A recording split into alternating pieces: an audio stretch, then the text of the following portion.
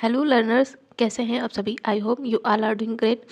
आज से हम लोग यूपी के टीजीटी सोशल साइंस के सिविक्स और हिस्ट्री के सब्जेक्ट की प्रैक्टिस करेंगे और ये क्वेश्चन आने वाले एग्जाम्स के लिए बहुत ही ज़्यादा महत्वपूर्ण होंगे।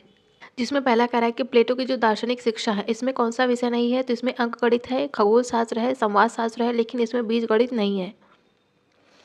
नेक्स्ट है अरस्तु के अनुसार सरकार की किस प्रकार की विकृति से लोकतंत्र की उत्पत्ति होती है, तो ये होती है बहुल तंत्र से।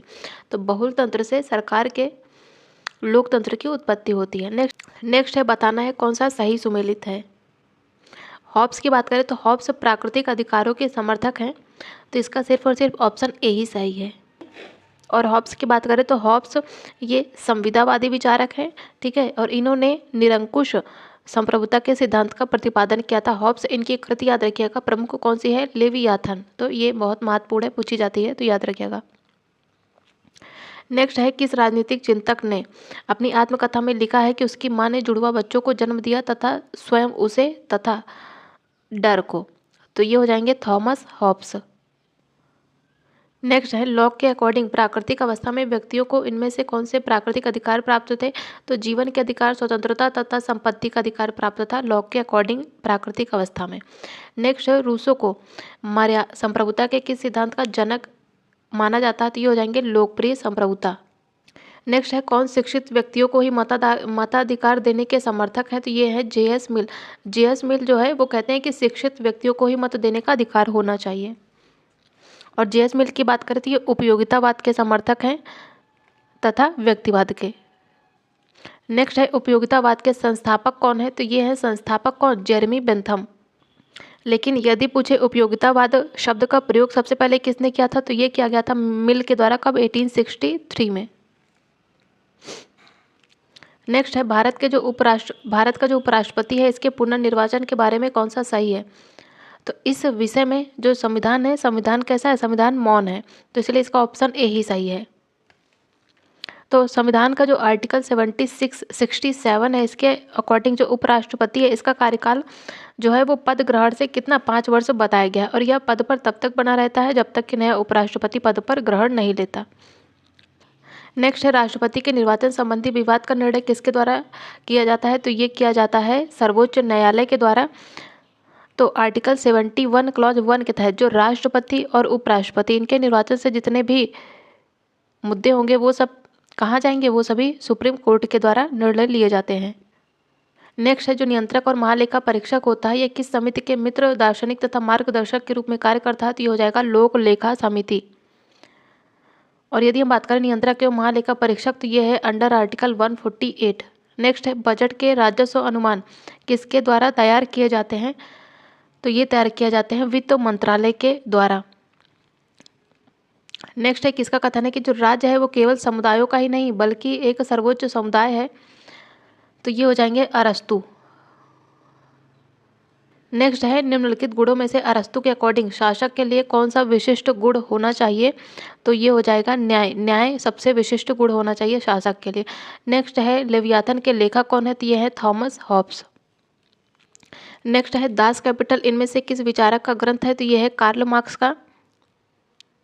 कब लिखा था, 1861 में लिखा था, 1867 में लिखा था। नेक्स्ट है जो कार्ल मार्क्स हैं ये मार्क्सवाद के संस्थापक निम्नलिखित में से किस देश के औपचारिक नागरिक थे, तो बेसिकली जो कार्ल मार्क्स है ये मार्क्सवाद के संस्थापक है, ये कहाँ के नागरिक थे, तो कार्ल मार्क्स की बात करें तो इनका जन्म प्रशिया मतलब कि जर्मनी में तो होता है, ठीक है, लेकिन वो किसी भी देश के औपचारिक नागरिक नहीं रहे। और इसमें पूछा है कि औपचारिक नागरिक कौन सा कहाँ के थे, ना कि जन्म पूछा है, तो इसलिए इसमें हो जाएगा option D, none of the above. Next है अर्थशास्त्र को हम किस रूप में भी जानते हैं, तो इसे हम नीति शास्त्र के रूप में जानते हैं। और अर्थशास्त्र किसके द्वारा रचित है, तो यह है कौटिल्य के द्वारा, तो ये भी याद रखेंगे। नेक्स्ट है जो मनु है, मनु के अकॉर्डिंग राज्य का कौन सा अंग नहीं है, तो जो पुरोहित है, पुरोहित राज्य का अंग नहीं होता था। तो मनु और कौटिल्य इन दोनों ने ही राज्य के साप्तांग विषय की चर्चा करी है। तो इनमें कौन कौन से होता था, इनमें होता था राजा मतलब कि स्वामी, अमात्य होता था, ठीक है, जनपद होता था, पुर मतलब कि दुर्ग होता था, कोष होता था और दंड होता था। दंड मतलब सेना होती थी तथा मित्र होता था, लेकिन इसमें पुरोहित नहीं था। नेक्स्ट है निम्नलिखित में से महात्मा गांधी के द्वारा शुरू किया गया पहला सत्याग्रह कौन सा था? तो ये था चंपारण सत्याग्रह, जो कि 1917 में शुरू किया जाता है। गांधी जी के द्वारा सबसे पहला सत्याग्रह था। नमक सत्याग्रह की शुरुआत होती है 1930 से। असहयोग आंदोलन 1920 में शुरू होता है। सविनय अवज्ञा आंदोलन ये भी 1931 से शुरू होता है। नेक्स्ट है राज्य को बनाने और समाप्त करने की शक्ति किसमें निहित होती है? तो ये होती है संसद में। तो आर्टिकल जो 2 है भारतीय संविधान का, आर्टिकल 2 कहता है कि संसद किसी नए राज्य की स्थापना भी कर सकता है और उसका गठन भी कर सकता है। नेक्स्ट है भारत के किस अनुच्छेद के अंतर्गत राज्यसभा नई अखिल भारतीय प्रशासनिक सेवाओं की रचना प्रस्तावित करती है? तो ये हो जाएगा आर्टिकल 312। भारतीय संसद के द्वारा सूचना का अधिकार एक्ट कब पारित किया जाता है? तो ये हो जाएगा 2005 में। नेक्स्ट है महान्यायवादी का पारिश्रमिक निर्धारित होता है किसके द्वारा? तो ये होता है राष्ट्रपति के द्वारा। महान्यायवादी की बात करें तो ये किस में है? तो ये है अंडर आर्टिकल 76 में। नेक्स्ट है गांधी जी की आत्मकथा का शीर्षक क्या है? तो ये हो जाएगा सत्य के साथ मेरे प्रयोग। नेक्स्ट है 1936 में इंडिपेंडेंट लेबर पार्टी के संस्थापक कौन थे? तो ये थे डॉक्टर BR अम्बेडकर जी। और 1937 में जब होते हैं केंद्रीय विधानसभा के चुनाव, तब इंडिपेंडेंट लेबर पार्टी ने 15 सीटें जीती थी। नेक्स्ट है आधुनिक भारत के कौटिल्य के रूप में किसे जाना जाता है? तो ये हो जाएंगे बाल गंगाधर तिलक। नेक्स्ट है डिस्कवरी ऑफ इंडिया पुस्तक के लेखक कौन है? तो ये है पंडित जवाहरलाल नेहरू। नेक्स्ट है जो व्यवस्थापिका है, इसके समक्ष बजट प्रस्तुत करते समय निम्नलिखित में से कौन सरकार का प्रतिनिधित्व करता है? तो ये हो जाएगा वित्त मंत्री। नेक्स्ट है भारत का जो सर्वोच्च न्यायालय है राष्ट्रपति को किस आर्टिकल के अंतर्गत सलाह देता है? तो ये देता है 143 के तहत। नेक्स्ट है इंग्लैंड में गांधी जी की निम्नलिखित में से किस उदारवादी नेता के साथ बैठक होती है? ये होती है गोपाल कृष्ण गोखले के साथ। नेक्स्ट है इन इंडियन पिलग्रिम किसकी आत्मकथा है? तो ये है सुभाष चंद्र बोस जी की। नेक्स्ट है किस आर्टिकल से भारत का राष्ट्रपति मंत्रिपरिषद की सलाह से बंधा होता है? तो ये हो जाएगा आर्टिकल 74 क्लॉज 1। भारतीय संविधान का आर्टिकल 74 क्लॉज 1 कहता है कि जो राष्ट्रपति है उसको सलाह और उसकी मदद करने के लिए क्या होगी? एक मंत्री परिषद होगी। ठीक है, इसका प्रधान कौन होता है? इसका प्रधान होता है प्रधानमंत्री। और जो 42nd कॉन्स्टिट्यूशन अमेंडमेंट एक्ट आता है तब ये तय किया जाता है कि जो राष्ट्रपति है वो मंत्रिपरिषद की सलाह मानने के लिए क्या है? बाध्य होगा। नेक्स्ट है जो संसद में शून्य प्रहर है, इसके बारे में गलत बताना है। तो संसदीय नियमों में शून्य प्रहर का कोई उल्लेख नहीं है, बिल्कुल सही है। यह दोपहर 12 बजे से शुरू होता है जो कि दिन का शून्य प्रहर होता है, ये भी सही है। प्रत्येक व्यक्ति को यह ज्ञात रहता है कि इस समय क्या घटित हो सकता है और सरकार के खिलाफ कौन सा प्रहार किया जा सकता है। नहीं, प्रत्येक व्यक्ति को यह ज्ञात नहीं होता है। ठीक है, इसमें ऑप्शन सी ही गलत है और इसमें गलत ही पूछा था। 4 कह रहा है कि प्रश्नकाल के बाद दोनों सदनों में घटित समय को प्रायः शून्य प्रहर के नाम से जानते हैं। तो इसका A, B एंड D सही है, लेकिन C गलत है। नेक्स्ट है सर्वोच्च न्यायालय ने किस बात में निर्णय दिया कि जो संसद है वो भारतीय संविधान के मौलिक स्वरूप को संशोधित नहीं कर सकती है? तो ये हो जाएगा केशवानंद भारतीवाद केरल राज्य 1973 में। तो इसमें कहा कि जो प्रस्तावना है, तो संविधान का जो प्रियम्बल है वह संविधान का एक भाग है और इसी में कहा गया कि जो संसद है वो भारतीय संविधान के जो मूल ढांचा है उसमें परिवर्तन नहीं कर सकती है। नेक्स्ट है जो भारत की संचित निधि है, इस पर भारित व्यय से संबंधित अनुमानों से संबंधित निम्नलिखित कथनों पर विचार कीजिए। जो भारत की संचित निधि है, ठीक है, यह संसद में मतदान के लिए भेजा जाएगा, बिल्कुल करेक्ट है। संसद में मतदान के लिए भेजा नहीं जाएगा, दूसरा गलत है, इसका पहला सही है। प्रत्येक सदन अनुमानों पर चर्चा के लिए सक्षम है, दोनों सदन अनुमान के लिए इस पर चर्चा के लिए सक्षम नहीं होते हैं। 4 कह रहा है कि अन्य व्यय से संबंधित अनुमानों को अनुदान के रूप में लोकसभा में पेश किया जाता है, इसका चौथा भी गलत है। इसका केवल एक सही है कि यह संसद में मतदान के लिए भेजा जाता है, केवल एक सही है, बाकी गलत है, मतलब ऑप्शन बी। इसमें ऑप्शन पर भी ध्यान दीजिएगा। नेक्स्ट है निम्नलिखित में से कौन से नकारात्मक और सकारात्मक अधिकार के बारे में सही है? तो जो नकारात्मक अधिकार है इसमें गैर हस्तक्षेप शामिल होता है, जबकि सकारात्मक अधिकार में कर्तव्य शामिल होते हैं। नेक्स्ट है कौन से राजनीतिक वैज्ञानिक ने स्वतंत्रता की अवधारणा को सकारात्मक तथा नकारात्मक स्वतंत्रता के 2 घटकों में वर्गीकृत किया था? तो ये हो जाएंगे आइजिया बर्लिन। नेक्स्ट है कौन इस विचार के समर्थक हैं कि वितरणात्मक जो समानता है उसको लोगों के सामर्थ्य समान करने से संबंधित होना चाहिए? तो ये हो जाएंगे अमर्त्य सेन। नेक्स्ट है जो न्याय है इसकी रॉल्सियन सिद्धांत है, जिसे न्याय की निष्पक्षता के रूप में भी जानते हैं। ये किस प्रकार के सिद्धांत का उदाहरण है? तो ये आदर्श सिद्धांत का उदाहरण है। नेक्स्ट है सकारात्मक स्वतंत्रता क्या है? तो सकारात्मक स्वतंत्रता यह विकल्प चयन करने की स्वतंत्रता होती है। नेक्स्ट है जो स्वतंत्रता है ये अति शासन का विरोधी है। किसने कहा था?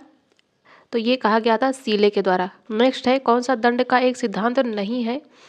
तो जो वितरणात्मक सिद्धांत है ये दंड का सिद्धांत नहीं है। प्रतिशोधात्मक, प्रतिरोधात्मक तथा सुधारात्मक ये सभी दंड के सिद्धांत है।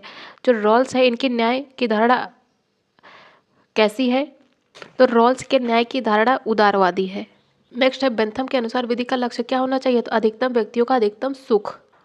नेक्स्ट है किसने सामाजिक संविदा सिद्धांत की घटिया इतिहास, घटिया दर्शन तथा घटिया विधि के रूप में आलोचना की है? तो हो जाएंगे सर हेनरी मेन। नेक्स्ट है निम्न में से कौन सा कथन कार्ल मार्क्स के दर्शन का प्रतिनिधित्व करता है? तो कार्ल मार्क्स का दर्शन कहता है कि जो राज्य है वो शोषण का एक साधन है। नेक्स्ट है निम्नलिखित में से कौन सामाजिक संविदा के सिद्धांत से संबंधित है? तो ये हो जाएंगे जॉन लॉक। नेक्स्ट है जो राज्य है इसकी उत्पत्ति का दैवीय सिद्धांत ये क्या कहता है? तो ये धर्म को राजनीति से मिलाता है। नेक्स्ट है जो राज्य विधायिका है वो एक सदनी या द्विसदनी के द्वारा धन विधेयक पारित कर दिए जाने पर राज्यपाल के द्वारा निम्न में से कौन सा गलत कार्य हो सकता है? तो यह विधेयक के लिए अपनी स्वीकृति दे सकते हैं और फिर विधेयक अधिनियम बन जाता है। बिल्कुल सही है। राज्यपाल क्या कर सकता है? हो सकता है वह विधेयक को अपनी स्वीकृति न दे और फिर बिल समाप्त हो जाता है और फिर यह अधिनियम नहीं बनता है। दूसरा भी सही है। तीसरा कह रहा है कि भारत के राष्ट्रपति के द्वारा विचार हेतु विधेयक को आरक्षित भी कर सकता है। राज्यपाल बिल्कुल सही है। चौथा कह रहा है कि यह भारत के राष्ट्रपति के द्वारा विचार के लिए बिल को आरक्षित कर सकते हैं। चौथा कह रहा है कि भारत के उपराष्ट्रपति के द्वारा विचार के लिए बिल को आरक्षित कर सकते हैं। तो इसका उपराष्ट्रपति नहीं होगा, राष्ट्रपति होगा। तो इसका ऑप्शन डी ही गलत है। नेक्स्ट है निम्न में से राज्यसभा के सदन की बैठक के लिए क्या गणपूर्ति चाहिए? तो 10 सदस्य या फिर सदन की कुल सदस्य संख्या का 10वां भाग, जो भी अधिक हो इतनी होनी चाहिए गणपूर्ति। नेक्स्ट है निम्नलिखित में से कौन सी शक्तियां किसी राज्य के राज्यपाल को दी गई विवेकाधीन शक्तियां होती है? राज्य के राज्यपाल की विवेकाधीन शक्तियों की बात कर रहा है। तो राज्यपाल भारत के राष्ट्रपति को राष्ट्रपति शासन अधिरोपित करने के लिए प्रतिवेदन भेज सकता है। बिल्कुल सही है। मंत्रियों की नियुक्ति नहीं करता है ये, तो इसका दूसरा गलत हो जाएगा। तो इसका दूसरा किस में है? एक में भी है, सी में भी है, डी में है। तो इसमें हो जाएगा ऑप्शन बी। और अगर इसमें बाकी नहीं भी आते हैं तो भी इसमें इजिली हो जाएगा, क्योंकि ऑप्शन बी को यदि हम एलिमिनेट करते हो तो इसमें इजिली आंसर आ जाएगा ऑप्शन 1 और 3। तो तीसरा क्या कह रहा है कि जो राज्य विधानमंडल है इसके द्वारा जो पारित विधेयक है उनको भारत के राष्ट्रपति के लिए विचार के लिए आरक्षित रखता है राज्यपाल। बिल्कुल सही है तीसरा। चौथा कह रहा है कि जो राज्य सरकार है इसके कार्य संचालन के लिए नियम नहीं बनाता है। तो इसका चौथा भी गलत है, इसका दूसरा भी गलत है, इसका सही है ओनली 1 और 3। और संविधान का आर्टिकल 356 के तहत जो राज्य है राज्य में राष्ट्रपति के द्वारा राष्ट्रपति शासन लगाया जा सकता है। और संविधान का जो आर्टिकल 200 है इसी के तहत जो राज्य विधानमंडल है इसके द्वारा जो पारित विधेयक है उसको राज्यपाल को प्रस्तुत किए जाने पर राज्यपाल उसे स्वीकृति दे सकता है या फिर उसे राष्ट्रपति के विचार के लिए आरक्षित रख सकता है। और आर्टिकल 164 क्लॉज 1 कहता है कि जो राज्य का राज्यपाल है वो मंत्रियों की नियुक्ति करेगा लेकिन मुख्यमंत्री की सलाह पर करेगा। यह राज्यपाल की विवेकाधीन शक्ति बिल्कुल भी नहीं है, इसलिए इसमें 2 भी गलत है, 4 भी। नेक्स्ट है किसी राज्य का राज्यपाल निकटवर्ती संघ राज्य क्षेत्र के प्रशासक के रूप में स्वतंत्र रूप से अपने कार्य का निर्वहन करता है। कब करता है? तो वो करता है राज्य मंत्री परिषद से। तो किसी भी राज्य का राज्यपाल है वो किसी संघ राज्य क्षेत्र के प्रशासक के रूप में राज्य मंत्री परिषद से स्वतंत्र रूप से अपने कार्य का निर्वहन करता है।